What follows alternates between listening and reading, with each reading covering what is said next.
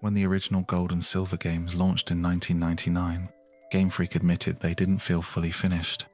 Satoshi Tajiri, the creator of the series, foresaw the future and predicted, "The best Pokémon game will come sooner rather than later, but I can't do it alone. The kids who grew up playing these games may become game developers, and if they share our vision, then we can expand the Pokémon world by working together." His prediction came true the day Gold and Silver were released in Japan, when a young Takao Uno, who had played the games as a child, lined up to buy them. 10 years later, he became the art director for their remakes. Game Freak developed Fire Red and Leaf Green in just over a year, but spent 3 years on HeartGold and SoulSilver, which received the highest review scores in the franchise.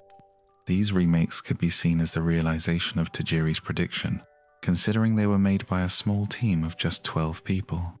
The love put into HeartGold and SoulSilver is evident right from the start. In the original Gold and Silver, New Barktown had a sign saying, "The town where winds of a new beginning blow," but since there was no wind in the game, most players probably never noticed it. Takao Uno, however, did take note of it and, for the remakes, added windmills and actual wind, making the sign's promise come to life. He said, "As a fan myself, I made these games something I would want to play. I worked to make the world of Gold and Silver wider, more vibrant, and more enjoyable." The title HeartGold and SoulSilver was chosen to reflect the core theme of these games, sharing meaningful experiences with Pokémon. Shigeki Morimoto, the director, mentioned that the idea of walking alongside Pokémon was central to the remakes. He said, "We thought a lot about the titles and how we could show the relationship between Ho-Oh and Lugia, but we ultimately chose Heart and Soul to represent the bond with Pokémon." One of the major additions in the remakes was the ability to walk with Pokémon across the entire Johto region, not just in certain areas. Game Freak created overworld sprites for all 493 Pokémon, including gender differences and shinies, and animated them to react in specific situations. It was a massive challenge, especially making sure Pokémon didn't get stuck on terrain. This feature became one of the hardest parts of development. Takao Uno was initially shocked when Morimoto told him about this idea, but he quickly embraced the vision, stating, "Even though it was exhausting, I thought it would be worth it. If it makes the fans happy, I'll do it."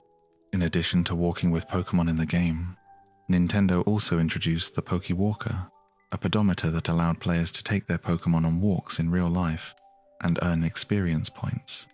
The idea to sell multiple Poké Walkers to collectors came from Pokémon Company president Tsunekazu Ishihara, who initially proposed selling 6 Poké Walkers so players could have a full team of Pokémon. However, they eventually decided against pushing for this, likely for the best, as it would have been an expensive proposition for players. Shigeru Omori, who designed the Poké Walker, was another one of Tajiri's predictions that came true, as he had been a student when he first played Gold and Silver. He found it exciting to work on a game that had fascinated him so much in his youth. 10 years ago, I hoped that everyone could find something that fascinated them at a young age, something they could carry with them into adulthood. For many watching this video, that probably describes your relationship with Pokémon today.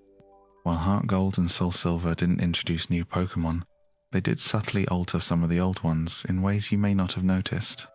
Ken Sugimori, who created the original Gold and Silver artwork, returned to ink a new set for the remakes. The most obvious change is his art style. In the past, he had used watercolor to mimic Akira Toriyama's style, the creator of Dragon Ball. However, as he grew older, he wanted to move on and try something new. Sugimori explained in a translated interview that he didn't want to make drastic changes, as that could upset fans who loved certain Pokémon as they appeared in childhood. He felt that every Pokémon belonged to everyone, and making major alterations would be upsetting. Therefore, the new artwork wasn't so much a remake as it was a remaster with subtle updates.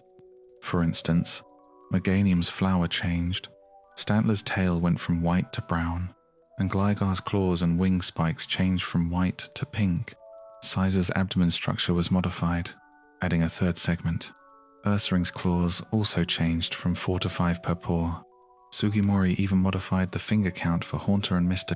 mime due to a Japanese cultural taboo against four-fingered characters. Some Pokémon, like a dozen from Johto, retained their original poses, while others were updated after Sugimori grew tired of seeing them the same way for 10 years. He aimed for official illustrations that showed each Pokémon from the most informative perspective possible, making sure to offer fresh views while respecting their essence.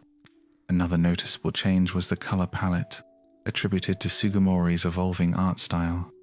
Interestingly, there was one new variant added in HeartGold and SoulSilver, the time-traveling, female, only spiky-eared Pichu.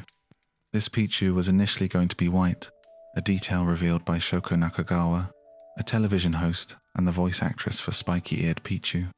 In her autobiography, she mentioned that there were even plans for a white cream stew to complement it, but the design was eventually changed to the spiky-eared Pichu we know today. There were also other potential variants, like a heart-cheeked Pichu or one with a bad haircut. However, in the end, the spiky-eared Pichu was chosen. The Pokémon Company also paid close attention to sound design in the remakes. HeartGold and SoulSilver were the first games in the series to feature environmental sound effects. The audio director, Go Ichinose, wanted to make sure that Johto felt alive with the sounds of nature, but this added a lot of complexity. The sounds had to be manually placed in the game's world tile by tile, which was very costly. Despite this challenge, the team felt it was worth the effort to immerse players in the environment. The sounds in earlier games were created using human hands, but later generations transitioned to procedural generation. That shift is an interesting story in itself, though it's more relevant to Legends, Arceus, so it'll be saved for a future discussion. With 270 tracks, HeartGold and SoulSilver had a massive soundtrack. A Super Music Collection CD was physically released in Japan and later became available internationally in digital format 5 years later for $10 on iTunes. Johto has a strong Japanese theme, so its music was designed to reflect that style. In contrast, Sinnoh's soundtrack was more mature and cool, while Hoenn's music was meant to sound hot, matching the region's overall feel. One track that stood out to the composer was Lugia's battle theme. He spent a lot of time looking at artwork and watching videos of Lugia, even dreaming about it, eventually falling in love with the Pokémon. He called it his favorite from Johto.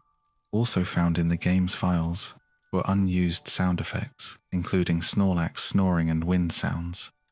In the remakes, HeartGold and SoulSilver, the male protagonist Ethan was redesigned to resemble a ninja, while the original Gen 2 characters, Ethan and Chris, were made to look more Western by Ken Sugimori.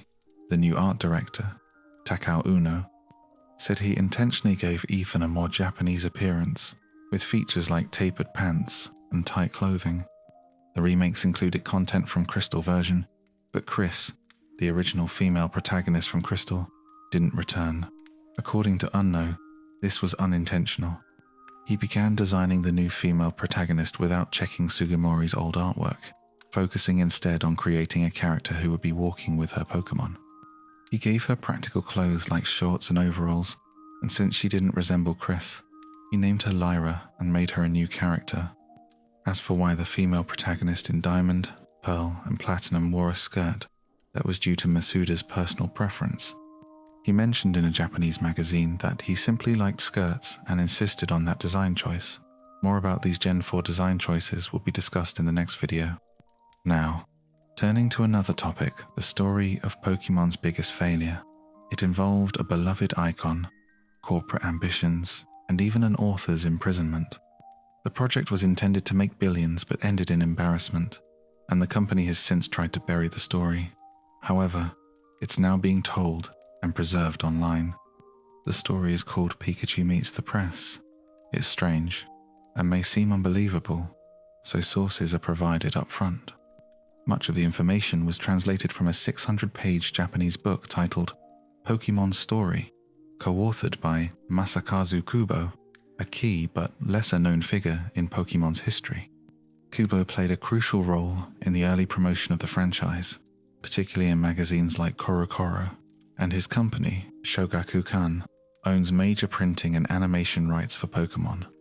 He also served as executive producer for the early anime and movies. Pokémon Story gives an in-depth look at the franchise as a business covering budgets, marketing, and strategy topics often overlooked. The tale begins in the year 2000, a time when Pokémon was rising in popularity, while the long-running Peanuts comic strip featuring Charlie Brown and Snoopy was coming to an end after decades of cultural influence. The hiker in the game suffered from a severe case of hay fever, and in Celadon City, there was a house with a Buddhist shrine that someone, referred to as Nob, altered into a Diglett sculpture. It's important to note that these changes were not ordered by Nintendo, and Nob made them on his own, even modifying some of the series' canon. For example, in the Japanese version, a scientist in the Sylph Company building mentions another Sylph Company branch along the Pakam-Manaya Tanga River in Russia, but in the English version, the scientist says it is located in Tixi, a region far from the river, about 1,000 miles away. Nob explained that the original river name was too long and opted for Tixi since it was shorter. However, he later regretted this decision. Some of Nob's favorite music, movies, and television shows were also incorporated into Red and Blue. For instance, a grunt on Nugget Bridge references the line, "I'm going to make you an offer you can't refuse," from The Godfather. Also, a hiker in Rock Tunnel says, "Hit me with your best shot," followed by "Fire away," quoting Pat Benatar's song. A Pokemaniac shouts, "Pokemon fight! Ready go!" taken from the anime Mobile Fighter G Gundam, where fighters yell this before battle. Despite all the changes Nob made, there were some adjustments he wanted, but Nintendo didn't allow. He proposed changing Mr. Mime's name, anticipating the introduction of Pokemon genders in future generations, which did indeed happen in Gen 2, leading to the awkward appearance of female Mr. Mimes. In Varian City, a girl named her Pokemon Herpo in the Japanese version, but for American culture, Nob changed it to Britney after Britney Spears. However, Nintendo disapproved and altered the name to Spay, warning Nob that further changes of this kind could result in termination. Nob's influence was most noticeable in Gen 1, but it wasn't until Gen 3 that he gained enough authority to make more significant decisions. His English translations were then used as the base for localizations in Germany, France, Spain, and Italy, with each language handled by a couple of translators at Nintendo of Europe. The most notable translator among them was Julien Bove from France. Initially, Nintendo wanted to use the Japanese Pokemon names in Europe, fearing trademark complications, but Julien convinced them that the Japanese names wouldn't work in France. For example, Squirtle's Japanese name, Sagami, sounded like the French word for stoner, and Charmander's Japanese name sounded like a slang term for feces. As a result, Julien gave many Pokemon French names inspired by legends and folklore, such as naming the legendary birds after Nordic gods like Odin and Thor and Ra, the Egyptian sun god. Beedrill was named after the Three Musketeers, and Gyarados was named after the Leviathan, a sea monster from the Bible. Farfetch'd was renamed Archo, Duck Artichoke, which puzzled fans since Farfetch'd carries a leek, not an artichoke. Julien later admitted it was a joke to trick fans into thinking Farfetch'd had an evolved form with an artichoke. Julien also added his own personal touch to Pokemon names, like changing Farfetch'd's nickname to Julio after himself, and even gave nicknames to some Pokemon based on his friends.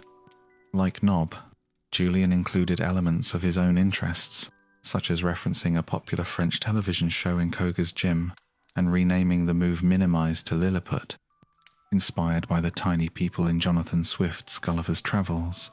The French localization thus became one of the most unique adaptations of the game. 2 decades later, Game Freak revealed that Raichu originally had an evolution called Gorichu, which was cut from Generation 1 due to limited cartridge space. This led some fans to believe that references to Raichu evolving were hints at Gorichu, a detail that was accidentally left in the game. However, it turned out to be a mere translation mistake. Additionally, Zekrom and Reshiram weren't always black and white. According to Gen 5's art director Ken Sujimori, they were initially designed to be more colourful, as he thought monochromatic designs were dull and wouldn't look appealing on the game's box art. Later, Sugimori was convinced to reduce their color palette to align with Gen 5's theme of polarity and opposites. The game's manual even features earlier artwork of these two, which shows them in a more colorful design, and these designs were later repurposed for their powered-up forms.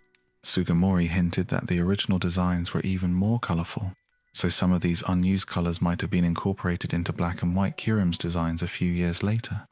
Meanwhile, the Unova Elite Four was initially designed in black and white. Shauntel and Grimsley were entirely in black, while Marshall and Caitlin were all white. However, before the game's release, color was added to the Elite Four, while the color was reduced for the legendary dragons. The exception was in the spin-off games, Pokémon Colosseum and Gale of Darkness, which were set in the Arizona-inspired Aura region. The first 4 Pokémon regions were based on real-world locations in Japan, but this changed after director Junichi Masuda visited Manhattan during a promotional tour in 2007. He was so inspired by the city's diversity that he decided to base the next region on it. After Generation 5 launched in Japan, Masuda shared in an interview with Nintendo Power that his time in New York, where he noticed the different nationalities and communities, had a big influence on the creation of the Unova region. There are numerous trainer cards, many of which are themed around shiny evolutions and Kanto starters. Each card reveals only a few Pokémon and their moves, meaning you'll need to battle the trainers to discover the rest. The Pokémon are scaled to match the strongest Pokémon on your team, ensuring a challenging experience. Players can mix and match trainer cards to create their own towers, but ideally, Game Freak curated towers are encouraged. These towers are represented by 13 different tower cards, which are ranked by difficulty, beginner, intermediate, and advanced. To build a tower, players must scan 8 trainer cards, as indicated by the tower card. Additionally, there's a time attack feature that offers an extra challenge for those seeking it. Although climbing towers doesn't provide experience, it does reward players with useful items, such as dragon scales, metal coats, and upgrades. Many of these trainers were included in the international versions of the game, but a lot weren't making the cards highly valuable to collectors. There are 44 cards in the set, which can be found in 5-card booster packs similar to trading cards. A promo card was also distributed to fans in the May 2004 issue of CoroCoro magazine, and the last 5 cards, which include 4 trainers and 1 advanced tower, were only available through Club Nintendo. These 5 cards have become incredibly rare and can cost upwards of $2,000 due to their scarcity and the challenge of obtaining them.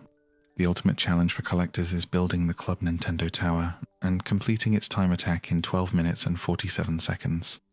In Japan, the original Game Boy games were red and green, but internationally they were released as red and blue. Director Junichi Masuda admitted that water blue would have made more sense than leaf green, but chose leaf to symbolize harmony in the Pokémon world. In contrast, fire and water represent opposing forces, which could suggest conflict. Fire red and leaf green were localized into English largely by one man, a Canadian freelancer named Nob Owasa. As a tribute to his work, Nintendo of America named several NPCs after him, starting with Black Belt Nob in Generation 2, and later including him in other games such as HeartGold and SoulSilver. However, after translating 25 Pokémon games, Nob was laid off during Generation 4 due to contractual issues. His name did not appear in future games like Diamond and Pearl. The CV Islands in Fire Red and Leaf Green are based on the Ogasawara Islands, which are located south of the Kanto region in Japan, and were named after Nob's ancestors. These islands are home to unique plants and animals not found on the Japanese mainland, making them an ideal setting for the game's inclusion of Johto and Hoenn Pokémon. Some of the CV Islands correspond to specific Ogasawara Islands, such as Birth Island, which is inspired by Mamotorishima. There was a long dispute between the United States and Japan over strategic islands, with the US eventually gaining control after World War II, only to return it to Japan in the 1960s. There are over 30 Ogasawara Islands, and internal game data shows additional CVI islands that didn't make it into the final version of the game, including maps and names for Islands 8, 9, and others up to 24. This suggests that Game Freak originally planned for more islands, but the final count was likely reduced before development was complete. There are thousands of Pokémon fan games available for free download online, but less than 1% of them have faced legal action from Nintendo or the Pokémon Company. Some of these fan games are considered among the best ever made. Titles like Pokémon Prism, Pokémon Glaze, and Pokémon Uranium even garnered significant attention and were nominated for prestigious awards. Though Nintendo's legal action led to Pokémon Uranium being pulled from the running, fan game creators have shared their experiences with these legal battles. Jana Sheep, owner of PokeCommunity.com, which has hosted around 5,000 fan games over the years, explains that only about a dozen were targeted by Nintendo. Some fan games were taken down because of excessive attention or heavy online advertising. Others had their own websites and monetized their content, which is a major red flag when it comes to fan games, especially in Nintendo's world. Nintendo's aggressive stance on fan games began around the mid-2010s, escalating in 2016. That year, they started taking action against fan games, especially those that were monetized or gained too much popularity. One of the first major incidents was with Pokémon Uranium.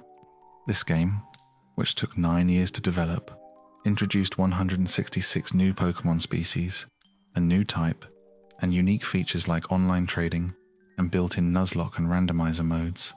After its release in 2016, the game was downloaded over 1 million times in its first week, attracting media coverage from outlets like IGN. Despite its success, Pokémon Uranium was served with a DMCA takedown notice within a week of its launch, forcing the creators to stop distributing the game. However, they hoped to continue development and release patches for those who already downloaded it. Unfortunately, a few weeks later, they received a formal cease and desist letter, which contained a series of legal demands. This legal action effectively ended their ability to continue sharing the game. Game Freak aimed to make Pokémon's human characters as diverse as possible, considering various body types.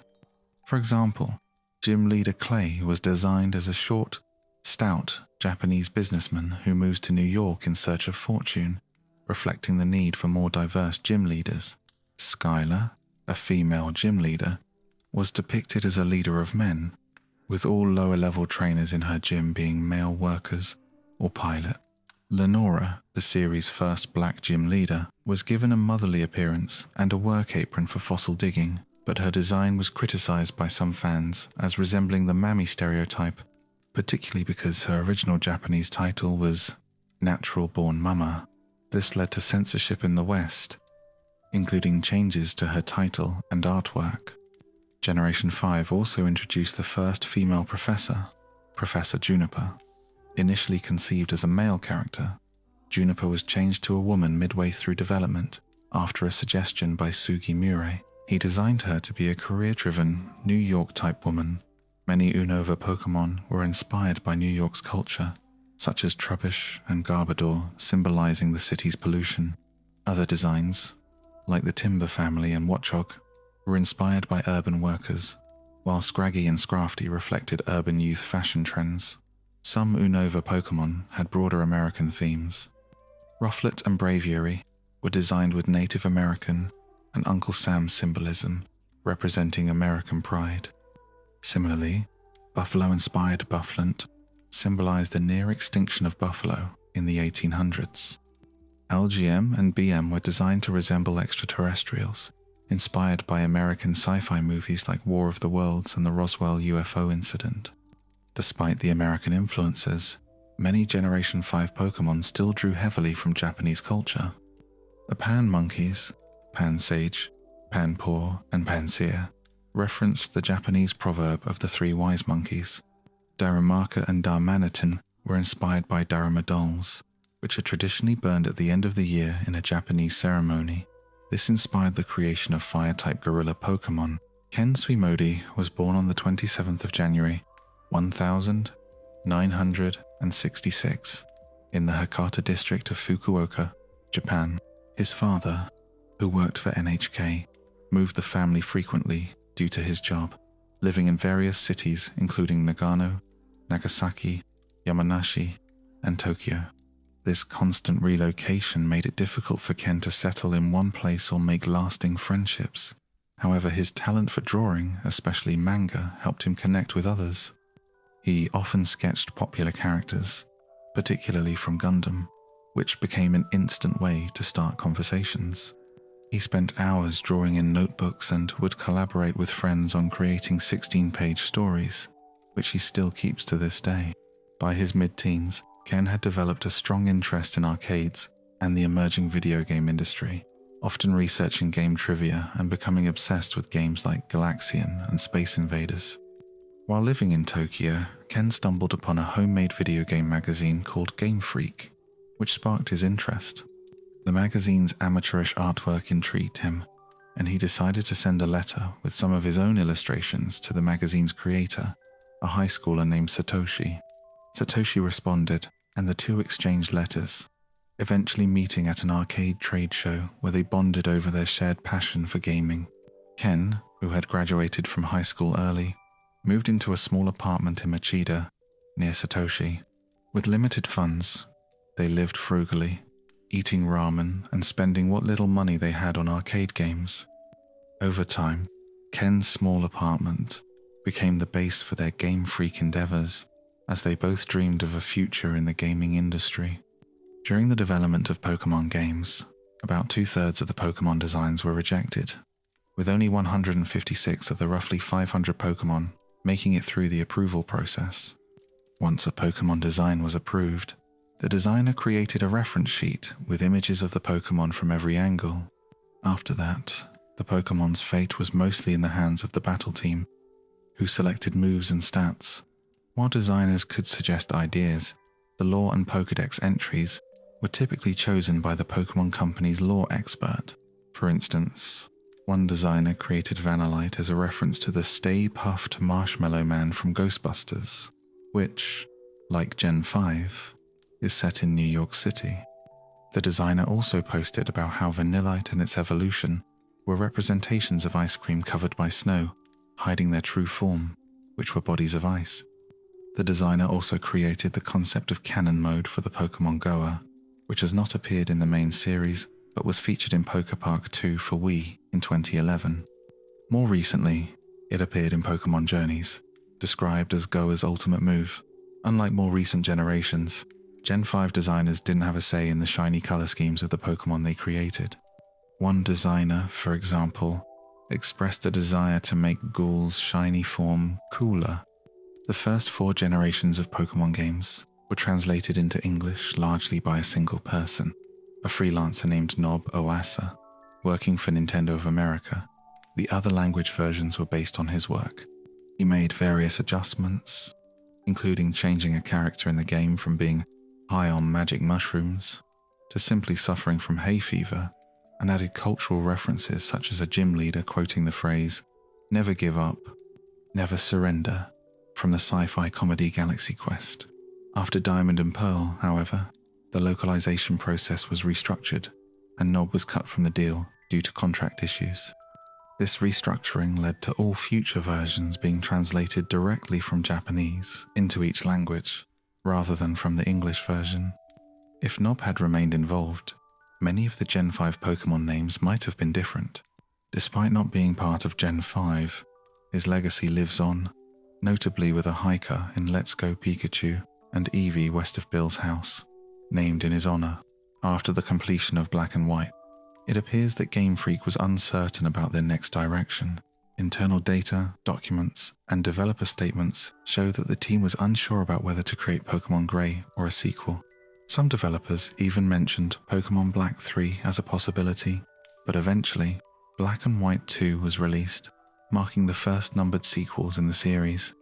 The developers cited their desire to surprise fans by breaking the established pattern of new generations and continuing the story of Unova. Originally, Black and White was seen as a major experiment in rebooting the franchise. For example, the Pokémon Inn was initially designed to be much creepier before the concept was toned down. When it came to Black and White 2, most of the effort went into reworking the Unova region, meaning fewer concepts were scrapped. However, there was notable content originally planned for Drifale City that did not make the final cut. By the time Black and White 2 was released, a new facility called the Pokémon World Tournament had been added to Driftvale City. The story begins with two teenagers, passionate about video games, particularly Peach memorabilia and the original Metroid.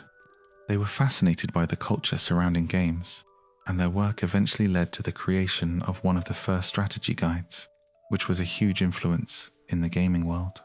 One notable issue covered how to score 10 million points in Xevious, a guide that became very popular among gamers. Their deep connection to Xevious and its mysteries is something that could have its own documentary, particularly on how it shaped their later work. Although the creators of Xevious became reclusive after the 90s, one of them, Taji, returned in 2015 to interview Xevious creator Masem Endo. During this interview, both Taji and Endo agreed that Pokémon wouldn't have existed without the influence of Xevious. They emphasized how the mysteries behind Xevious played a role in shaping the mysterious elements of Pokémon. Taji even acknowledged how important it was to keep things ambiguous, just like how Pokémon was developed. After meeting Xevious creator Endo as teenagers, the two developers realized that he was just a regular person, not a mythical figure. This realization pushed them to create their own games, drawing inspiration from other popular titles of the time. They decided to make a game based on flipping, and, after gathering a small team and securing a small office, they approached Namco to publish their first game. Namco agreed, and 3 years later, Quinty was released, selling 200,000 copies, a huge success. As a side project, Suji Modi, one of the developers, also published a 2-page Quinty manga every month. However, his responsibilities at Game Freak left him little time for his manga ambitions. Game Freak continued making smaller games like Yoshi and Jerry Boy while developing their big project, Pocket Monsters.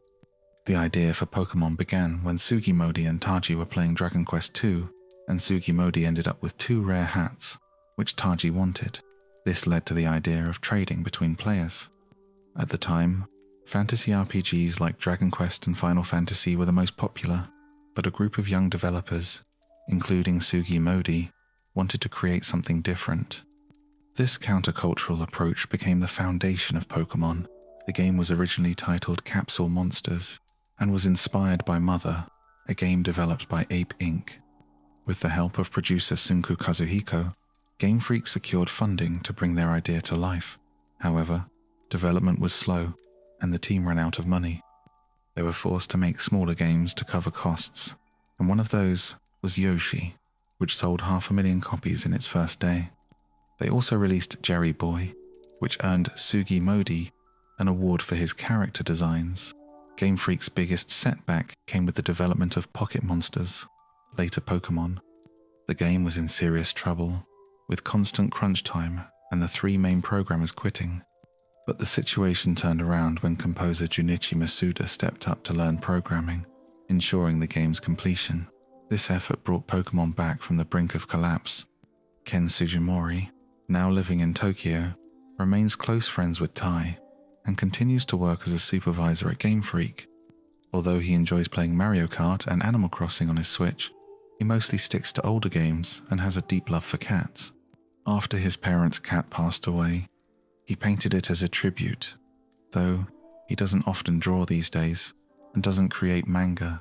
He enjoys visiting art exhibits to see original works from his favorite childhood manga, often standing close to admire them. As he approaches his late 50s, he reflects on the past and expresses that he doesn't have aspirations of creating something everlasting.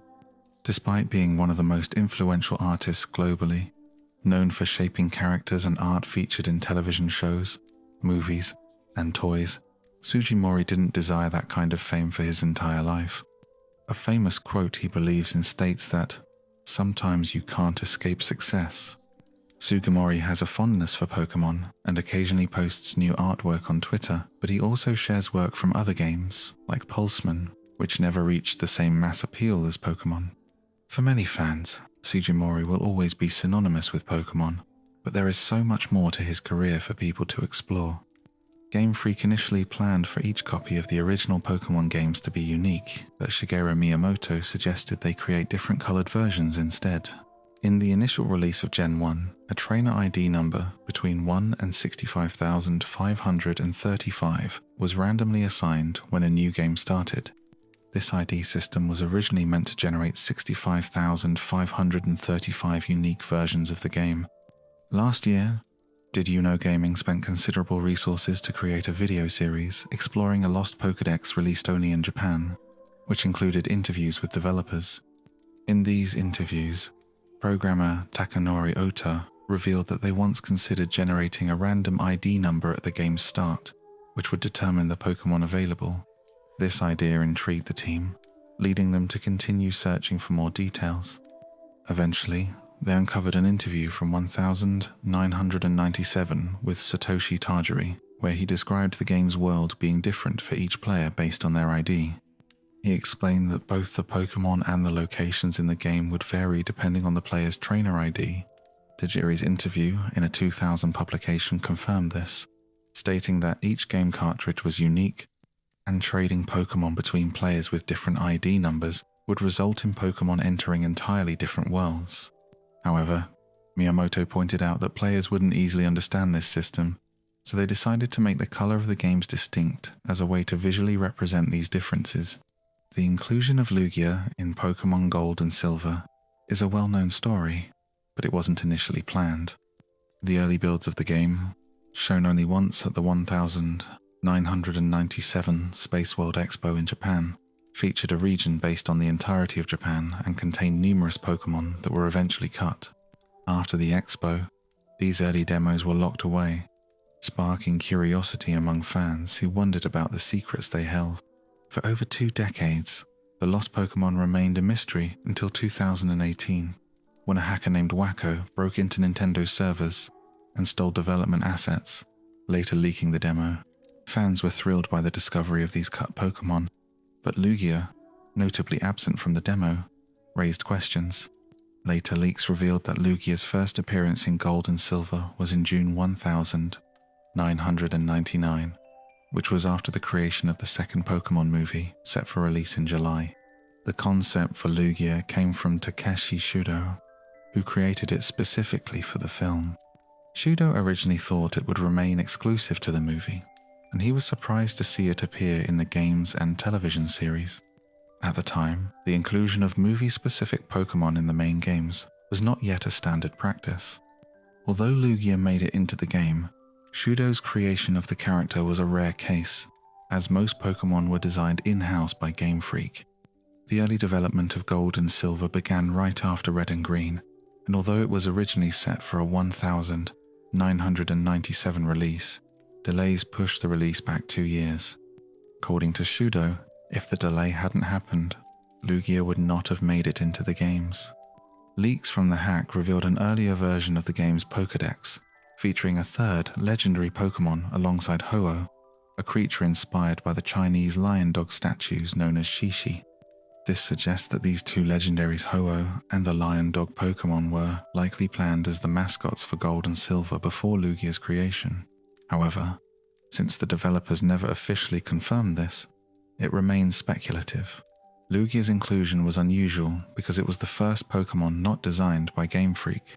This unique situation arose after the 1997 Pokémon shock, when an episode of the anime caused seizures in hundreds of children. In the aftermath, all Pokémon episodes were pulled from the air, giving Shudo the freedom to take creative risks with the second Pokémon movie.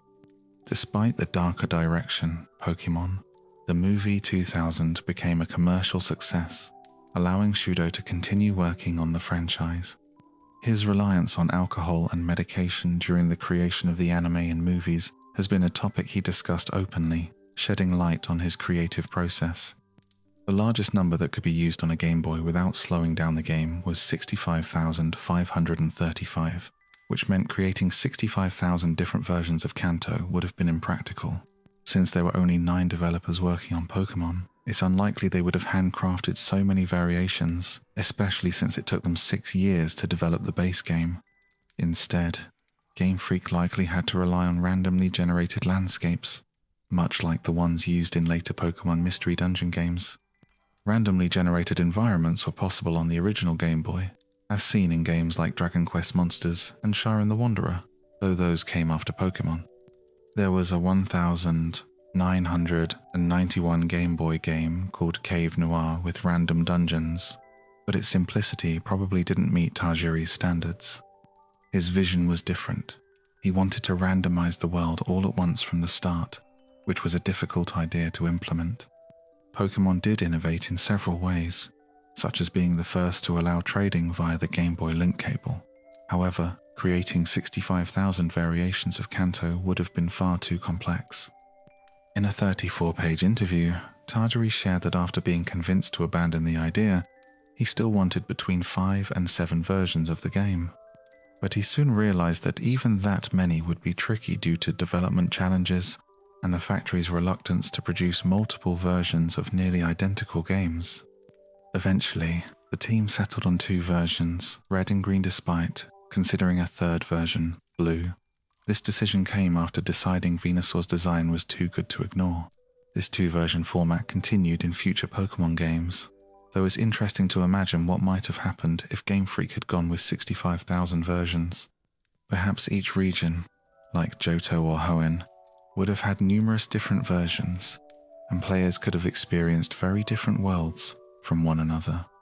Such a system would have greatly increased replayability, similar to how players watch different Let's Plays and experience different details. Additionally, it was revealed that Gen 1 nearly lacked multiplayer battles, and interactions between players were initially meant to be limited to trading, buying, and selling Pokémon. Multiplayer battles were only added at the last minute due to Nintendo's insistence, with Game Freak having to implement them in a minimal way. Initially, players could only watch Pokémon battle automatically without input. This system was shown to Nintendo, and the feedback indicated it was boring. Despite the tight deadline, Game Freak added a feature that allowed players to command the battles via the link cable, which became a core feature of the game. During the early development of Pokémon, the idea of a monetary system was considered, where players could purchase Pokémon at in-game stores or trade them for money. However, this feature was ultimately abandoned due to hardware limitations. The focus shifted to capturing Pokémon in the wild, as developers realized that a monetary system would lead players to prioritize saving money instead of enjoying the challenge of catching Pokémon. Additionally, implementing monetary transactions was difficult on the Game Boy, so the team decided to focus on the more important aspect of the game, trading Pokémon. In the initial plan, every town would have a shop selling Pokémon, and players could buy as many as they wanted with enough in-game money. This idea was scrapped by the time the game was released, though a few Pokémon, like Magikarp, could still be bought in specific locations. Early concept art from the game's development stage, when it was still called Capsule Monsters, also depicted Pokémon stores. Another feature almost cut during development was the HP bar system. Initially, developers used text to represent HP, showing status messages like, "They're still okay," or "It's going to get pretty bad soon." However, this system was considered uninteresting, so it was replaced with a traditional HP meter. A more drastic change was the original concept of playing for keeps. In this version, losing a battle meant losing your Pokémon, similar to how players exchange cards in a childhood game called Menko. However, this mechanic was abandoned because the team realized players would find it frustrating to lose Pokémon they had worked hard to raise.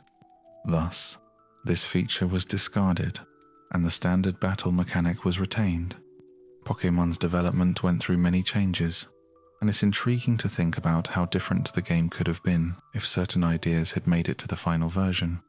In this case, the rumor about a certain individual being autistic appears to stem from a process known as cytogenesis, a form of information laundering. Claims are often added to Wikipedia without citation, and news sites, relying on Wikipedia, cite it as a source. These articles, in turn, are used as references in future stories.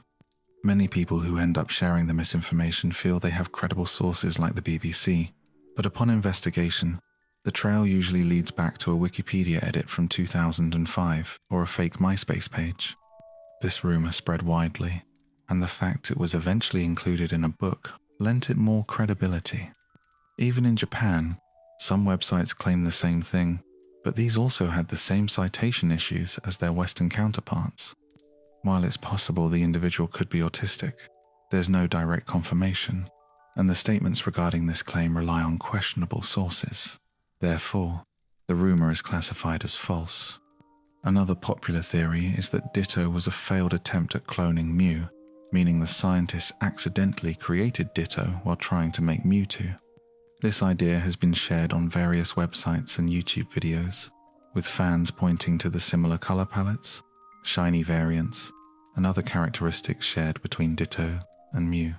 However, there's no evidence to support this theory. Developers have never mentioned any connection between the two Pokémon, and in a 2012 interview, the series director explicitly denied it, stating that each Pokémon is a unique creature. While Ditto is known for its shape-shifting abilities, there's no mention of it being a failed clone of Mew. Some fans insist on hearing from Ditto's creator, but given that Game Freak's development process was highly collaborative, it's unclear who exactly would be considered the sole creator. Multiple developers worked together on each Pokémon design, and Masuda, who was involved in the development of Red and Green, confirmed that Ditto was one of many Pokémon created through team efforts. Therefore, the theory about Ditto being a failed Mew clone doesn't hold up under scrutiny. A while before the Mew cloning theory was dismissed, Masuda and Sugimori told Gamer magazine that Ditto was created as a tribute to the classic yellow smiley face. Despite this, many fans still believe that Mew and Ditto share too many similarities for the theory to be false, claiming it can't all just be a coincidence. Let's examine the points made by those supporting the theory, starting with the fact that Mew and Ditto have the same color palette. In the original red, green, and blue versions, there were only 10 possible color palettes, and all 150 Pokémon had to share them, so it's not unusual for two Pokémon to share a palette.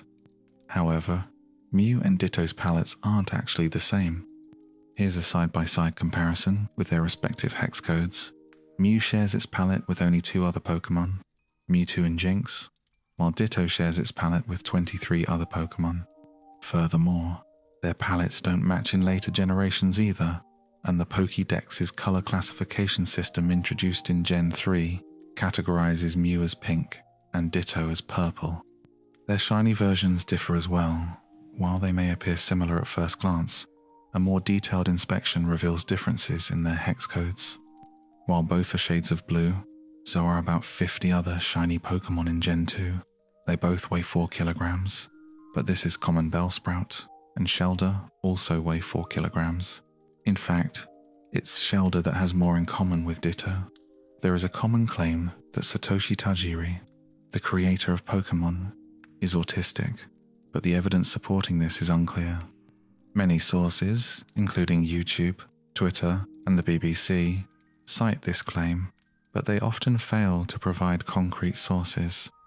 The BBC, for instance, points to an article from the Art of Autism, which itself lacks a direct source, and simply suggests that Tajiri's passion for bug collecting could indicate autism. This theory is based on the idea that people with autism often take up collecting as a hobby. However, there is no direct statement from Tajiri or anyone at Game Freak confirming this.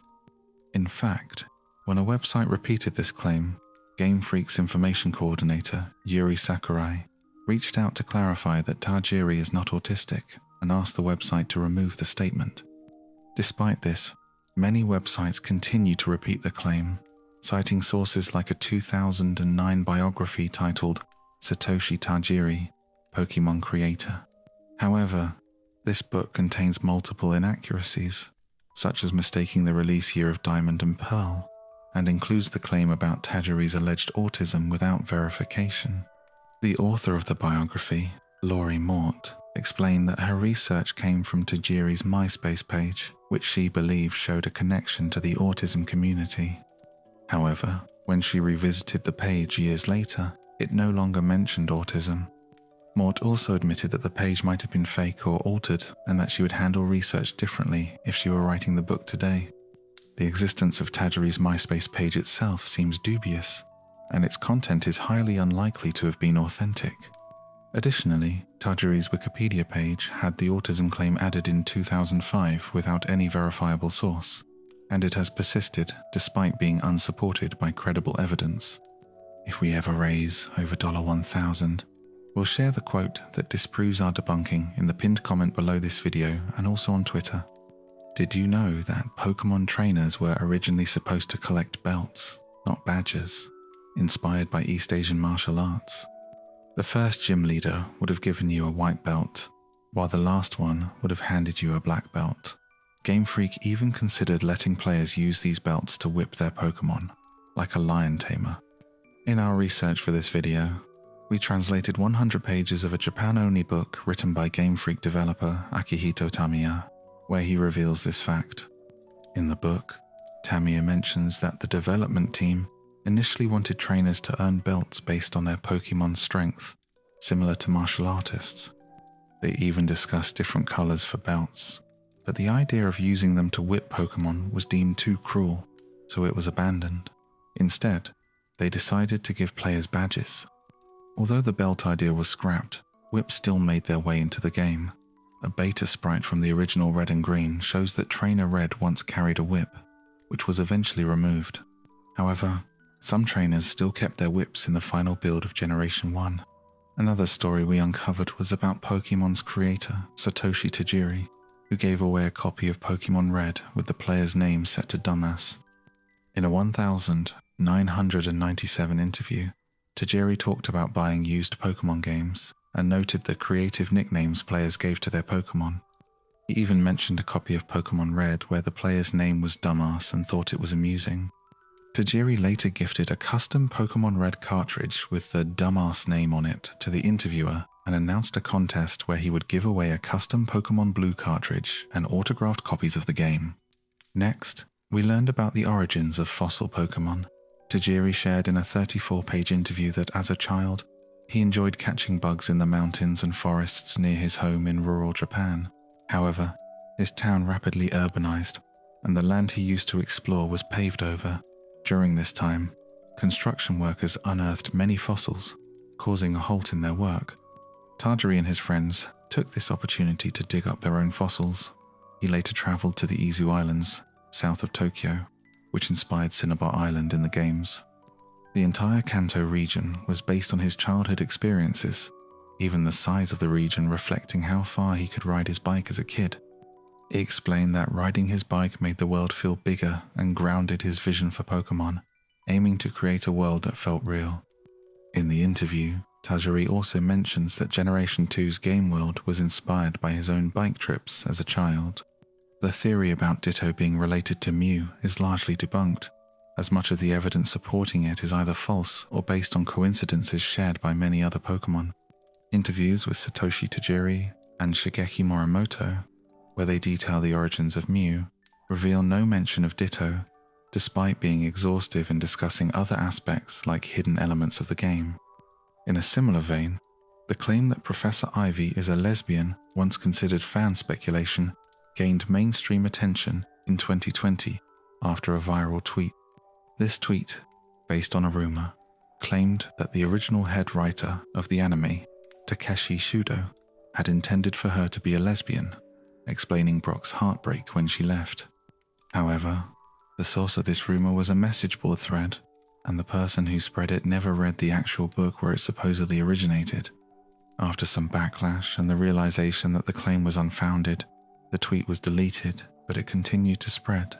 A deep dive into Shudo's works and blog revealed no mention of Ivy's sexuality. Most of the initial claims were just fan speculation, without any official backing. Further investigation into Japanese fan forums found similar rumors but no legitimate sources or confirmation. Therefore, despite the rumor's popularity, there is no evidence to support it, and there has been no official statement from Shudo on the matter. The region in question was originally designed to be based on all of Japan, 18 years prior to the release of Gold and Silver. This early version of the game leaked online, giving fans a first glimpse of what the region was supposed to look like, but it was eventually scrapped and replaced with Johto. If you look closely, the new region's design is actually a sideways version of Japan. Now for a fun tidbit, have you ever noticed the Unova's champion, Alder, carries more than 6 Pokeballs?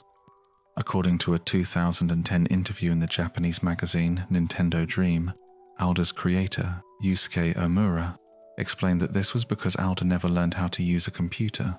Omura also mentioned having trouble designing Alder, as his initial design looked too much like Jesus. Omura wanted him to appear as a charming person, but his first attempt made him seem too much like an evangelist. After consulting with Ken Sugimori, they decided to tone down that image to make him appear more like a wanderer. Alder's multiple Pokeballs around his neck and under his cloak represent his inability to use a PC, so he carries all of his Pokemon with him, not just his main team. In another interesting revelation from that 1997 Famima 64 interview, Tajiri explained the creation of Porygon. The Pokemon was meant to be ironic, especially in response to people who told him it was too late to make a Game Boy game. Tajiri recalled an incident at a barber shop, where a stranger told him that Game Boy was outdated. Despite the criticism, Tajiri stuck with his Game Boy design and added Porygon as a response. Adults would understand the irony, but kids simply thought of it as a cute Pokemon, only to realize the irony as they grew older. Moving on, Pokemon was initially conceived as a smaller game, and Pokemon's producer, Shigeru Miyamoto, didn't even want it to be an RPG. When Tajiri pitched the idea to the subsidiary company Creatures Inc. in 1990, they initially planned to finish it by October of that year. Creatures had a similar idea for a creature collection game called Toto, which used the Game Boy as an insect cage for collecting creatures. However, when Tajiri pitched his idea for Pokemon, the company decided to cancel Toto out of respect for him. Miyamoto was attracted to the concept of trading creatures using the Game Boy's link cable, but he didn't initially think of Pokemon as an RPG. Tajiri's idea, though originally conceived as a smaller project, grew rapidly, eventually becoming the expansive game we know today. Back when the concept for Pokemon was still taking shape, the genre wasn't initially a major concern. It was another team member who insisted that the game wouldn't feel complete unless it was an RPG. There were worries that making it an RPG might delay its completion, and some believed the focus should be on the core idea rather than the format. Ultimately, the decision wasn't theirs to make, and the game took on the RPG format. Looking back more than 20 years later, it remains uncertain whether that was the right choice. It raises the question, would Pokemon have been better if it had a different genre, still focused on collecting and trading but with entirely different gameplay? Moving on, let's look at some removed content from the second generation of Pokemon games, specifically a lesser-known area in Johto called the Lost Suicide Forest. While an entire Japan-based region was scrapped, even within Johto, several planned areas didn't make it into the final version but remain hidden in the game's data. These include early versions of Johto towns, a town originally built around the Lake of Rage, and a small safari zone meant for Fuchsia City. One notable map is a forest referred to internally as Fuji. Originally placed at the base of Mount Silverance called Mount Fuji in early versions, this forest mirrors the real-life Aokigahara, known as the Suicide Forest, located at the base of Japan's Mount Fuji. Aokigahara has a reputation for being haunted and is one of the most common sites for suicides in the world, with more than 100 deaths each year. Signs in the forest urge people to think of their families and contact support organizations. The information about this content comes from a Generation 2 data expert involved in uncovering unused material. In the final release of Generation 2, only one new ghost-type Pokemon appears on Mount Silver. It's likely the forest was originally intended to host this and other ghost Pokemon that were eventually removed. Due to the sensitive nature of the theme, the developers chose to avoid controversy by removing the forest and replacing it with a completely unrelated map. However, the original forest layout still exists in the game's unused data. Additionally, the original Japanese opening theme of the Pokemon anime includes unexpected lines, like references to looking up a girl's skirt, which is repeated in the extended version. There are also other instances of questionable content in the Japanese version. For example, in the episode The School of Hard Knocks, a character makes an inappropriate comment about a schoolgirl. The English dub altered the line, and later broadcasts removed it entirely. Religious references were also edited, In one episode, a conversation about heaven and hell was changed to a more light-hearted exchange for the English version. Originally, the Pokémon anime was planned to run for about a year and a half. However, due to its enormous popularity, it became one of the longest-running shows on television. The main character, Ash Ketchum, is known as Satoshi in Japan, named after Pokémon's creator. His rival, known in the West as Gary Oak, is called Shigeru in Japan, named after a prominent figure at Nintendo. These names reflect the mentor-student relationship between the two real-life individuals. Ash's early character design was very close to that of the in-game player character, but was later changed to better distinguish the game from the show. When the original voice actor auditioned for the role of Ash Ketchum, she was named Casey. The name Ash may have been chosen to align with the series' theme of tree-based names. Pikachu's voice was provided by Japanese actress Ikue Tani, even in the English version of the show. Occasionally, an American actress would step in to record additional Pikachu sounds if needed by the English localization team.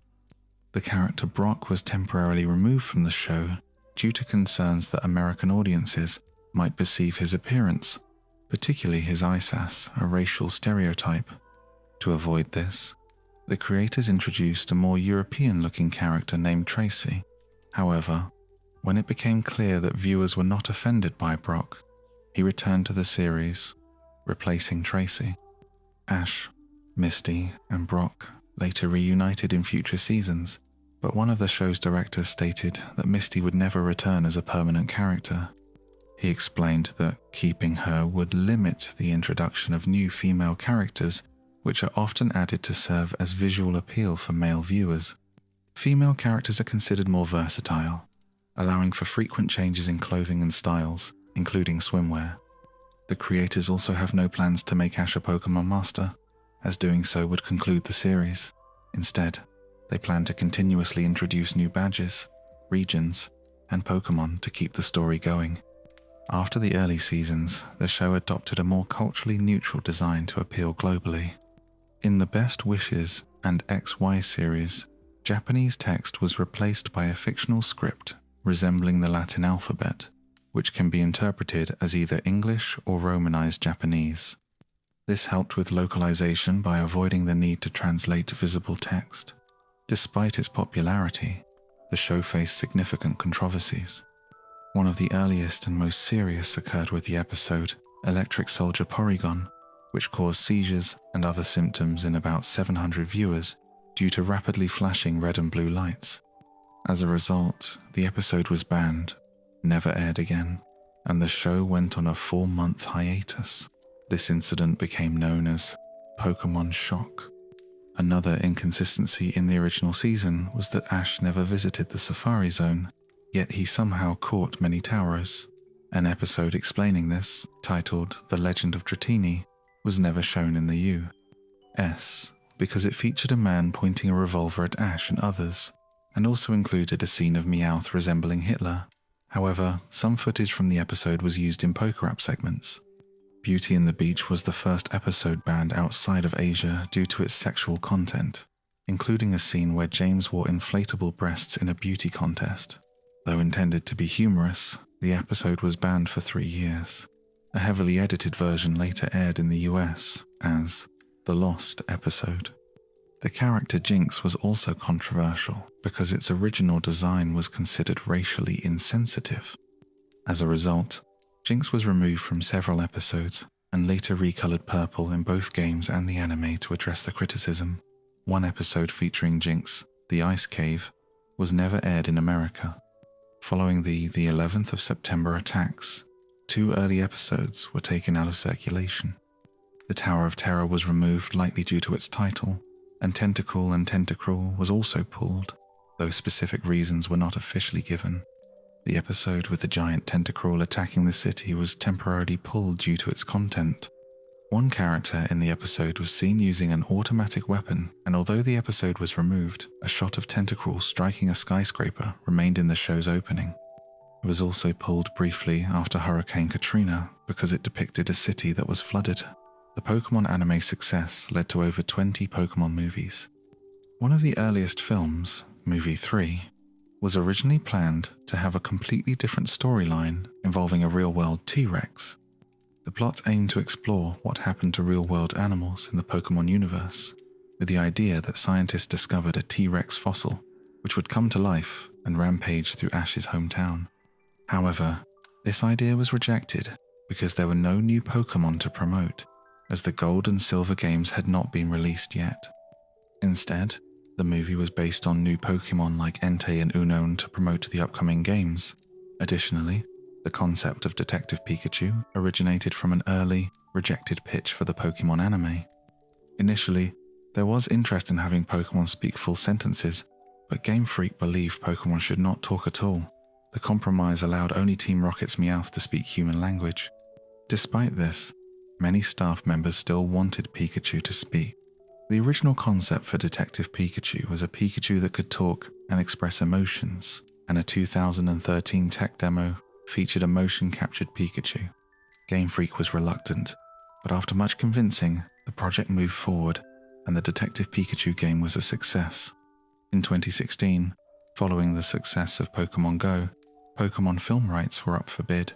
Legendary Pictures won the bid, beating Warner Brothers and Sony, which was surprising given Legendary's ownership by a Chinese company, as China and Japan had a tense history. Universal Pictures was originally set to distribute the film outside Japan and China, but in 2018, Warner Brothers took over distribution. This was their first Pokémon film since Pokémon 3, the movie.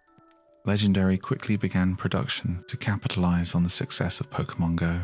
It was decided that Ash Ketchum would not be the film's protagonist due to his extensive character development in the animated series. Rumors about the script circulated, with Max Landis, Nicole Perlman, and Alex Hirsch being mentioned as possible writers. In 2018, negotiations began for the screenplay of Detective Pikachu, with the film's writing credit ultimately given to Rob Letterman and the film's director, with no mention of the original writer. Letterman was introduced to the project and immediately fell in love with the story. Actor Justice Smith was the first to be cast, and notably, his character in Paper Towns sang the Pokémon theme song in a scene alongside co-stars Austin Abrams and Nat Wolff. In terms of music, Detective Pikachu marked the second time that Happy Together by the Turtles was used in a Nintendo product trailer, the first being for Super Smash Bros. On the Nintendo 64. Another interesting tidbit came from the 2018 Pokémon World Championships in Nashville, where, after announcing the film's title, Rob Letterman encouraged the crowd to chant as if Pikachu and Charizard were battling, which was later used in the movie's fight scene.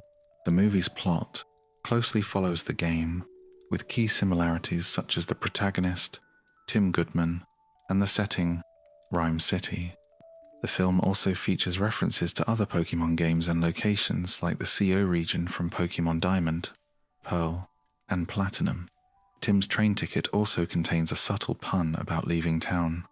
The creators of the 3D Seconds game, initially hoping for just a Japanese animated short, were thrilled but also anxious when they learned it would be adapted into a full movie by Legendary Pictures.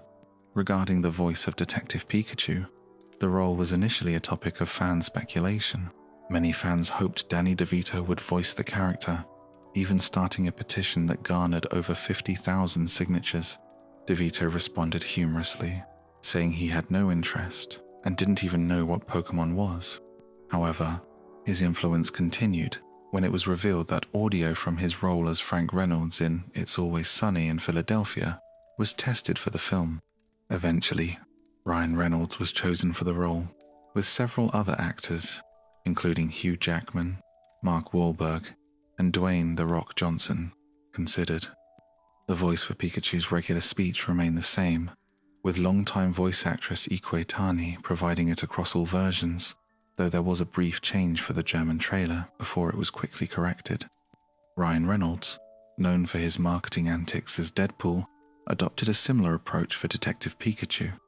He shared a humorous video on YouTube explaining how he prepared for the role, including joking about how Pikachu wouldn't recognize his daughters. In addition to voicing Pikachu, Reynolds also did the character's motion capture work. Pokémon was selected for the film based on their popularity, their role in the story, and how they would look in live action. with the production team working closely with Game Freak and the Pokémon Company to make the final choices. While the film features Pokémon from all generations, Letterman expressed a special fondness for the original 151. Detective Pikachu was also the first Pokémon movie to include live-action elements. Artist R.J. Palmer, known for his realistic interpretations of Pokémon, was invited to work on the film after his viral art caught the attention of the production team. The film's first trailer quickly gained over 30 million views. When the movie was first revealed, many longtime fans expressed concerns on YouTube about the realistic design of the Pokémon, as well as the fact that Pikachu could speak. While some appreciated the realistic look of the creatures, others thought it was unattractive compared to the original, simpler cartoon style. However, these worries were eased when test audiences reacted positively in January 2019, 3 months before the film's release. Around the same time, it was revealed that Legendary Entertainment was already working on a sequel. According to Hollywood Reporter, the studio hired Oren Uriel, known for his work on 22 Jump Street, to write the script. Uriel has also worked on the upcoming Sonic the Hedgehog movie and Men in Black International, but he has not commented on his involvement in the next Pokémon film. Additionally, in January, Cover.com uncovered that 2 other Pokémon-related movies were in development.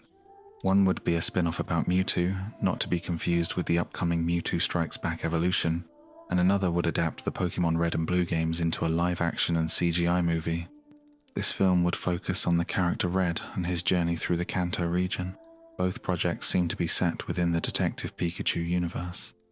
It appears that Legendary is planning to create a cinematic universe for live-action Pokémon films.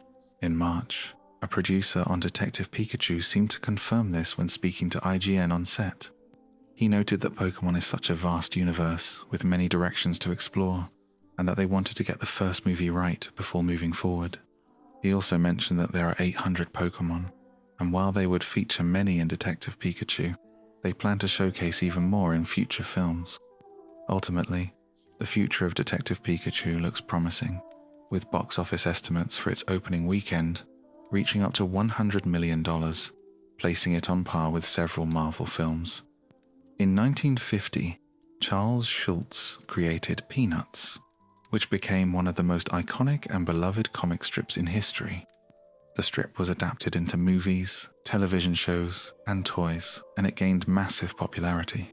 Many people considered it the longest story ever told by one person. By the early 2000s, Schulz, who had been battling cancer, was nearing the end of his life, and the comic's future was uncertain. Recognizing an opportunity, Pokémon's corporate leaders discussed how to take advantage of the gap left by Peanuts. They realized that many newspapers, which had once carried Schulz's comic, now had empty space to fill, and Pokémon could step in. While the earnings from comic strip serializations were small, royalties from compilation books were substantial. The Pokémon Company saw this as a massive marketing opportunity, and they wanted to fill the void left by Peanuts in over 2,000 newspapers across America, potentially bringing in billions in exposure. The executives decided it was a golden moment for Pokémon, with the exposure being as valuable as $2 billion in advertising. After Schultz's death, the Pokémon Company had to act quickly.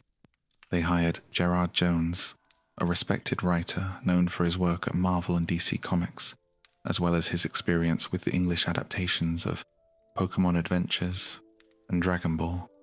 For the artwork, they brought in Ashura Benimaru ETO, a talented artist who had previously worked on various Pokémon-related projects, such as Pokémon Snap, and was well known within the Pokémon Company.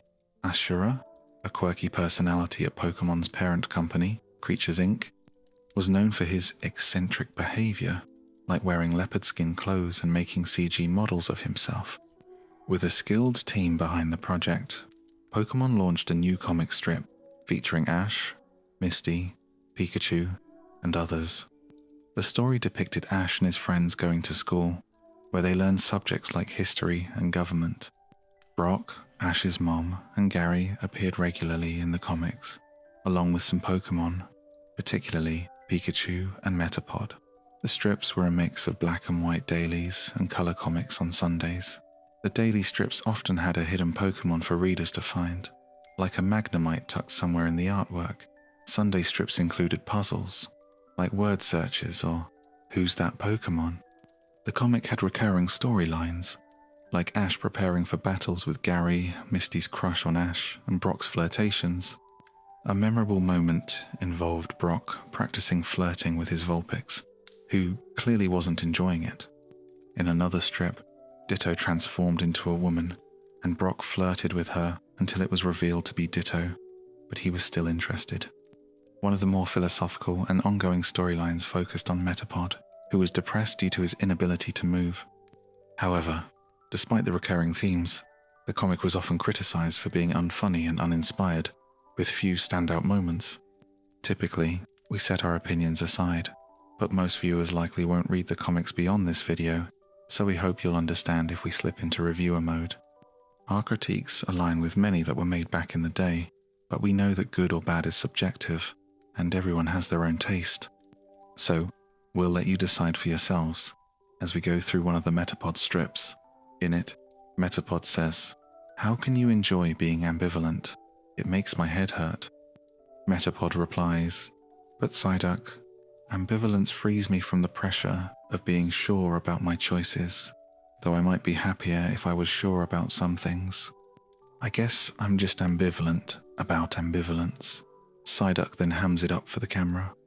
Despite the lack of humor, most kids probably wouldn't even understand what ambivalence means, but some of you might find it funny. Let's look at another one. Ash and his mum are watching television, and the news talks about the stock market, the Slovakian embassy, and the presidential inauguration before switching to a Pokémon battle. Ash takes out his earplugs and announces, "The secret to life is knowing when to pull out the earplugs." The funny part here is that this whole comic was the Pokémon Company's attempt to appeal to American adults, which may explain the higher level vocabulary. In a 2000 interview with a Japanese Nintendo magazine, Masakazu Kubo, regarded as the father of Pokémon, said he was intrigued by the brand's move into American newspapers. He mentioned that Pokémon's global expansion would mean Americans would start contributing creative ideas, making the brand something for adults. This ambition for adult-targeted content might explain why the comics focused so much on Ash's mom, though it likely made adults think Pokémon was dumb. Let's go through a couple of strips.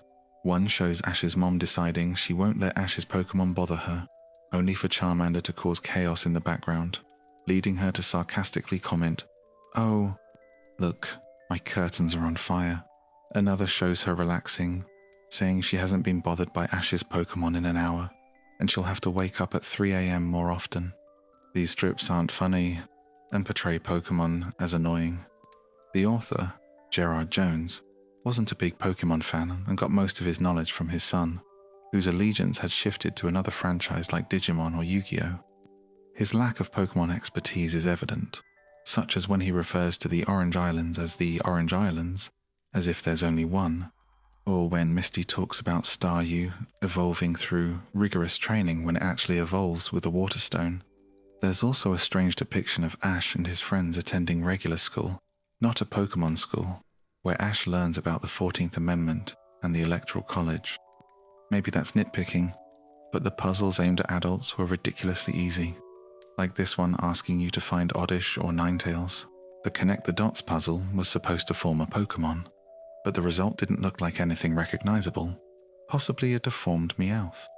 We also appreciate Ashura, a skilled artist, but it seems like he was trying to merge his unique style with American comic humor, and often, it just didn't work. Pikachu winking at the reader looked a bit odd, and many Sunday strips had empty background spaces where color should have been. The Pokémon team discussed their concerns about quality, as they had to rush content while Charles Schultz was on his deathbed. In a meeting, someone said they didn't want to miss the opportunity, and Kubo reassured them, saying that the restrictions would motivate them, especially since they already had the characters and story in place. He was right despite the challenges they pushed forward. The history of products with the Pokémon brand shows that most are guaranteed financial success, but unfortunately, this comic was an exception. It had an ongoing storyline that took weeks to reach a punchline, and even then, the payoff rarely justified the wait. For instance, after Ash loses a battle to Gary, Clefairy spends 3 weeks blaming itself, hiding in a cupboard, feeling insecure, and crying for reassurance. Eventually, Ash's other Pokémon throw a party to cheer it up, but by that point, readers probably had forgotten why Clefairy was upset in the first place. The comic acknowledges this by having the characters forget too, and at one point, Bulbasaur turns to the audience and says, "Too bad we didn't clip and save those strips." The comic was cancelled shortly after that, running for only 6 months, from September 2000 to March 2001. Team Rocket makes their sole appearance in the final installment, and Ash bids farewell to the readers, saying, "Well, I guess we won't be seeing you in the funny papers anymore." In short, the comic failed to appeal to American adults, and likely didn't resonate with kids either. It certainly didn't bring in the expected billions. To make matters worse, years later, the comic's writer was arrested for serious criminal charges related to inappropriate material, leading to a tarnished legacy. Despite his release after serving his sentence, the Pokémon Company has distanced itself from the comic, and fans have shown little interest in keeping it alive. There's hardly any discussion about it today, and the last known mention was over a year ago from a fan lamenting its obscurity. However, the entire series is still available online for anyone with a sense of nostalgia. In another Pokémon-related story, fans predicted the announcement of the game's HeartGold and SoulSilver a week before the official reveal. This prediction was based on a tease from the Japanese show Pokémon Sunday, which featured 2 confetti-filled balls, 1 gold and 1 silver. The prediction turned out to be correct, as these games were indeed remakes of the original Gold and Silver. The development of these remakes was influenced by the successes of earlier games, with the team initially believing that the Pokémon series wouldn't continue after Gold and Silver due to declining trends in other franchises.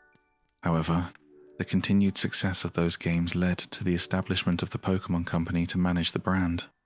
Despite their eventual success, the development of Gold and Silver faced delays, particularly due to the creation of Pokémon Blue and Yellow. To fill the gap caused by these setbacks, a product called Pocket Pikachu was released, which was a pedometer that showed Pikachu becoming happier the more the player walked. A color version of the pedometer was also launched alongside Gold and Silver. Later, in 2008, Creatures Inc. worked on another pedometer project called the Pokewalker, which was bundled with HeartGold and SoulSilver. Ishihara, a key figure in Pokemon's development, even used the Pokewalker with his dog during walks, only to later find it still working after being lost for a month in a muddy puddle. This experience influenced the inclusion of the Pokewalker in the remakes. After the release of Gold and Silver, the team wanted to launch a similar device alongside the remakes to showcase both technological progress and Pokemon evolution. They decided to bundle the Pokewalker with HeartGold and SoulSilver following the success of the wireless adapter bundled with Fire Red and Leaf Green. Interestingly, the development of the wireless adapter for these games gave the hardware team useful experience with wireless technology, which later helped in designing the Nintendo DS. The proposal document for the Pokewalker was about 3 times longer than that of the Pocket Pikachu, and although many features from the original concept were dropped, some additions went beyond expectations. Initially, only a few Pokémon were supposed to be sent to the Pokewalker, but this feature was expanded to include every Pokémon. The design of the Pokewalker was also influenced by the Pokémon anime, especially the idea of Pokeballs shrinking in size, which was first introduced in the show. The size of the device was intentionally chosen to match that of the shrunken Pokeballs, and it was also designed to be more water resistant, inspired by a story from Ishihara about walking his dog. The Pokewalker turned out to be more advanced than the pedometer it was based on. In a study conducted by Iowa State University, several pedometers were tested for accuracy while walking on a treadmill. Compared to top brands like Digiwalker and SenseWare, the Pokewalker had a significantly lower margin of error, making it one of the most accurate pedometers at the time. Researchers praised the Pokewalker for making exercise more engaging for children by integrating it with video game mechanics. Another interesting detail is that the music in the Pokewalker menus was a new rendition of music originally heard with the Game Boy printer in Pokémon Yellow, Gold, Silver, or Crystal. Some tracks had to be recreated because they didn't exist in MIDI format, and others, like the Unknown Radio theme, were particularly difficult as they were programmed directly for the Game Boy's chiptune audio hardware. New tracks were also composed for areas like Route 47 and the Global Terminal, which did not exist in the original games. Composer Go Ichinose struggled with creating battle themes for Ho-Oh and Lugia, both of which used the generic Wild Battle theme in Gold and Silver. Ichinose asked original composer Junichi Masuda for guidance on Ho-Oh's theme, and Masuda played him a few notes that conveyed the intended mood, allowing Ichinose to complete the track easily. Ho-Oh proved more difficult because Ichinose had to convey serenity in a battle theme, but after several attempts, he managed to balance its peacefulness with its grandeur. HeartGold and SoulSilver were also influenced by the release of the Nintendo DSi, which launched just before the games. The DSi's lack of a Game Boy Advance cartridge slot led to the addition of many more Pokémon to accommodate players who couldn't trade from the Game Boy Advance titles.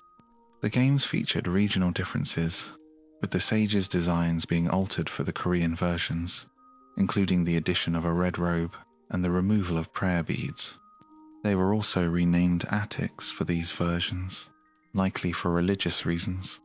There was also a glitch in the Japanese version of the game in the Slowpoke Well, where a boulder could be pushed into the water even while surfing, although this didn't affect gameplay.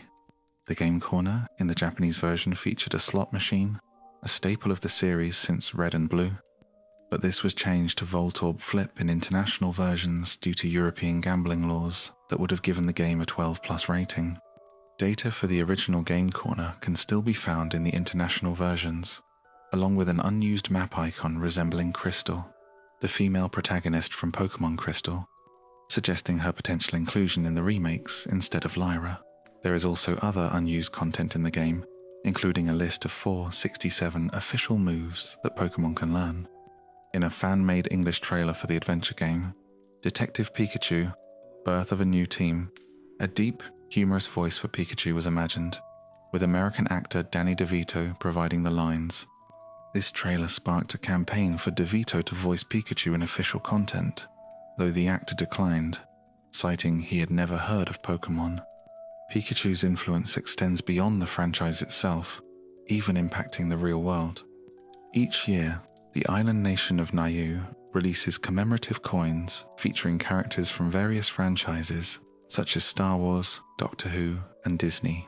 In 2001, Pokémon coins were issued, showcasing Bulbasaur, Charmander, Squirtle, and Pikachu, becoming highly sought-after collector's items.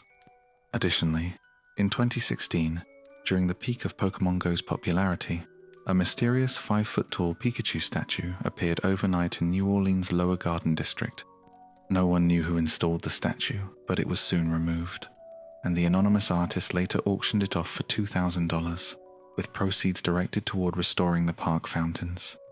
In 2008, a retinal protein was named Pikachurin, after the famous electric rodent.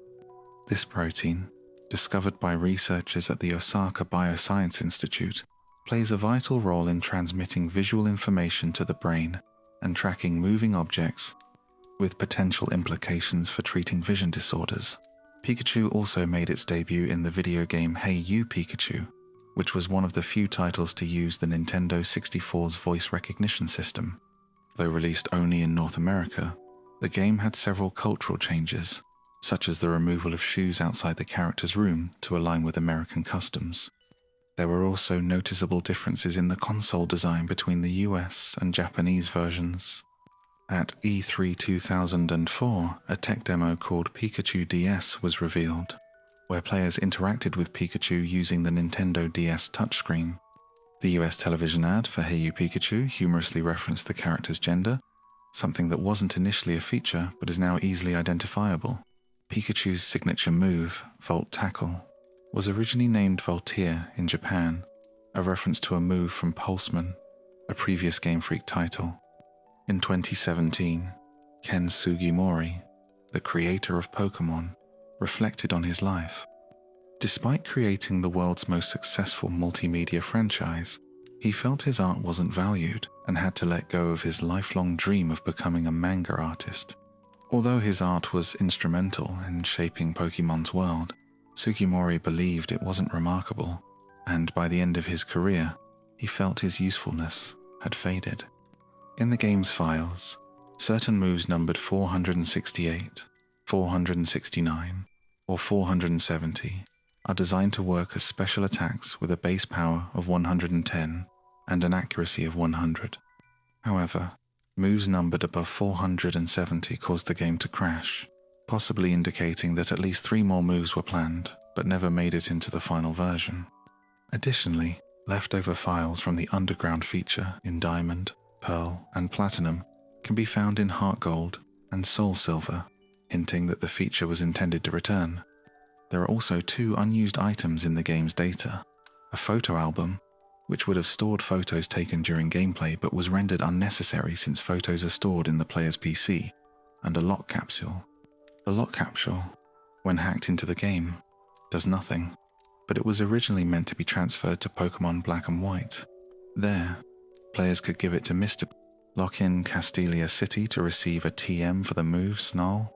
When a player receives the legendary Pokémon Arceus through a special event in HeartGold and SoulSilver, they can access the Sinjo Ruins area, where they can choose a level 1 Palkia, Dialga, or Giratina.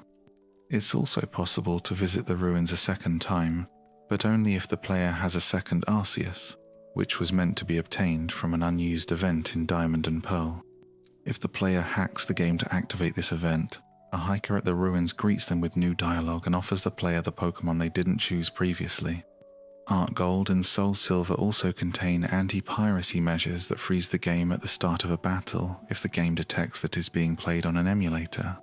As for Pikachu, its name is a blend of 2 Japanese words, Pika, the sound for electricity sparking, and Chu, the sound a mouse makes. The evolution, Raichu, is named from Rai, thunder, and Chu, mouse. Pikachu, despite becoming the franchise's most iconic Pokémon, wasn't originally intended to be the mascot. In early stages of the anime, Pikachu was selected due to its relative popularity and potential appeal to both boys and girls. Interestingly, Pikachu was not initially the focus of the Pokémon manga, Pokémon Pocket Monsters, which predates the anime by 5 months.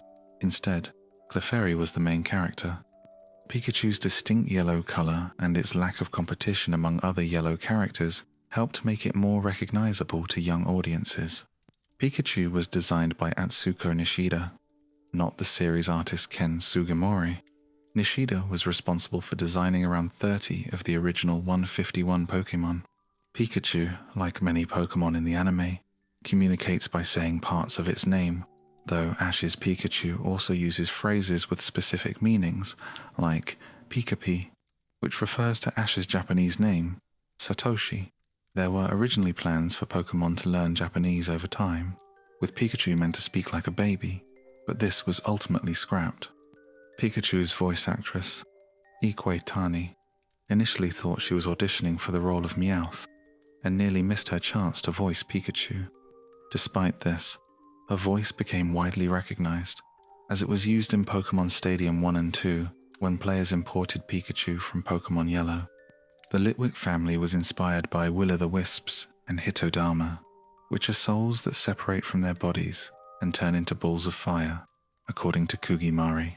Initially, the Litwick line was meant to be a flame that evolved into a candle and then a lamp, but the flame stage was scrapped, and a chandelier was added to the ghost family instead. Many Pokémon designs are influenced by Japanese monster movies and television shows, especially from the Godzilla and Ultraman franchises. In fact, the Pokémon Company has been working with Toho, the Japanese distributor of Godzilla, since the first Pokémon movie in 1998. And Toho has allowed Pokémon movies to reuse sound effects from Godzilla films. Several Pokémon in the series are inspired by Toho monsters, especially in Generation 5. For example, Volcarona originally had 4 wings, but later received 2 more during development, likely due to its design being based on Mothra from the Godzilla films. Its German name, Ramoth, is an anagram of Mothra. Bishop, with its humanoid armored design, bears a strong resemblance to Jet Jaguar, a heroic robot from Godzilla vs. Megalon, 1973. Hydreigon's design went through several changes. It was initially supposed to have 8 heads and be based on the mythical 8-headed dragon, Yamata no Orochi. However, the design was simplified to 3 heads, though it retained 6 wings, giving it a resemblance to King Ghidorah, the iconic 3-headed Godzilla monster.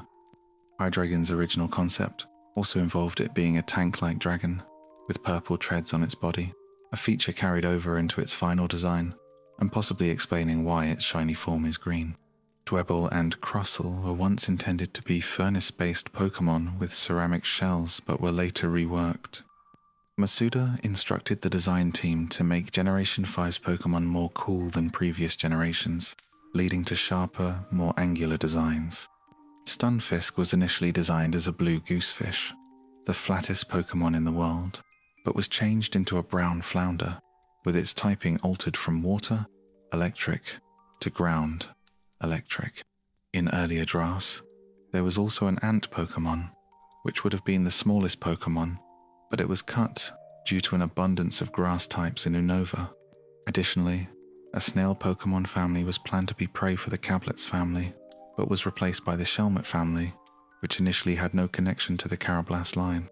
Haxorus was created during the development of Platinum, even before Axew and Fracture, and was designed by reverse engineering the same approach used for Bulbasaur, Charmander, and Squirtle in Generation 1. Another interesting detail is that Superior, despite appearing without visible hands, actually keeps them folded behind its back to appear more regal. Yusuke Oma, the designer of Oshawott, was inspired by an otter exhibit at an aquarium next to a sea lion show, which influenced the design of Oshawott evolving into Samurott. Similarly, Oma was once fishing and accidentally hooked a giant eel, which inspired the electric-type family. Volbeat, another Pokémon, uses the bones of dead Pokémon to create its nest, and Mandibuzz wears a jawbone as a skirt, forming an upside-down skull pattern. In 2019, Pokémon designer James Turner deleted 96 tweets with behind-the-scenes information, likely at the request of Game Freak. Fortunately, these were archived before deletion. Turner's tweets revealed that the game planners, such as Junichi Masuda, would provide design briefs covering the required elemental types, evolutionary stages, and environments where the Pokémon would be found, such as caves or beaches. Once the designer created their concept, it would be presented to the team for review. In Pokémon Black and White 2, there were downloadable tournaments featuring prominent trainers like gym leaders and members of the Elite Four from earlier generations. These tournaments were based on the 2012 Pokémon World Championships held in Hawaii. The competition was split into 3 age categories: juniors, seniors, and masters. The top 4 from each division, along with their Pokémon teams, were added as downloadable tournaments, forever preserving these players in Pokémon history. One of the finalists, Nesh Manim from the senior division, shared that the experience of having his own in-game character was deeply exciting. He mentioned that while the excitement didn't hit until his character was released, being able to battle against himself felt incredibly special, a sentiment shared by other competitors. However, hidden in the game's code were 3 additional tournaments that never made it to the final release. These were intended for the top 12 finalists from the 2011 Pokémon World Championships. The programming for these tournaments was never finished, leaving those champions out of the game. One of the 2011 champions, Yoshihar, expressed how honored he felt to be coded into the game, but was also disappointed when the tournaments were cut. Despite this, he was grateful for the recognition the 2012 tournaments received and felt proud to be part of the game. A similar feature was planned for Black and White 2, where players would battle Hilbert and Hilda, the protagonists from Black and White. This was meant to be the climactic battle of the game, much like the final battle against Red in Gold and Silver. Internal game data includes text related to these characters, but like the 2011 tournaments, the battle was cut before release. In Japan, Black and White 2 had additional downloadable tournaments that were not available outside the country. These included tournaments featuring Lance, the Dragon Trainer, and legendary Pokémon. The most notable tournament was You Can Challenge the Unova League 2, which allowed players to battle Ash's rivals from the black and white anime, Virgil, Cameron, Stefan, and Trip. Unfortunately, all of the downloadable tournaments were unavailable after Nintendo shut down the servers in 2014. However, these events have been preserved by Project Pokémon, allowing fans to download and experience them via a link. Additionally, there were 50 e-reader cards for Fire Red and Leaf Green that were never released outside of Japan. These cards unlocked exclusive content, but because the e-reader was region-locked, most fans could not access this content. While some of the cards were eventually made compatible with other franchises like Mario and Animal Crossing, the e-reader was initially marketed as a Pokémon device. The cards could unlock features such as a minigame where Tyranitar fought a volcano or give access to the Eon ticket, which took players to Southern Island.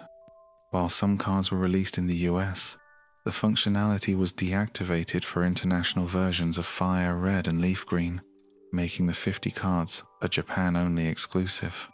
These cards included 37 trainer cards and 13 tower cards, which allowed players to bring trainers into the trainer tower on the CVI Islands. Ken Sugimori, born on the 27th of January, 1966 in the Hakata district of Fukuoka, Japan, had a childhood shaped by constant relocations due to his father's work at NHK. This frequent moving made it difficult for him to form lasting friendships, but it also helped foster his passion for drawing. Growing up surrounded by manga, Ken became skilled at sketching, especially popular characters like those from Gundam, using his art to connect with others. In his teenage years, he developed a love for arcades and video games, which led him to discover a homemade video game magazine called Game Freak. Inspired by its content, he contacted its creator, Satoshi Tajiri, and began collaborating on its artwork. By 1984, after graduating high school, Ken decided not to attend college and instead focused on his dream of becoming a manga artist. Despite his parents' objections, he moved into a small apartment in Machida, where he lived close to Satoshi. The two friends, now deeply immersed in gaming culture, spent their time working on Game Freak, often surviving on little more than instant ramen and video game quarters. Their passion for games grew stronger, and they eventually bought a Nintendo Famicom, with Ken especially fond of the game's Princess Peach.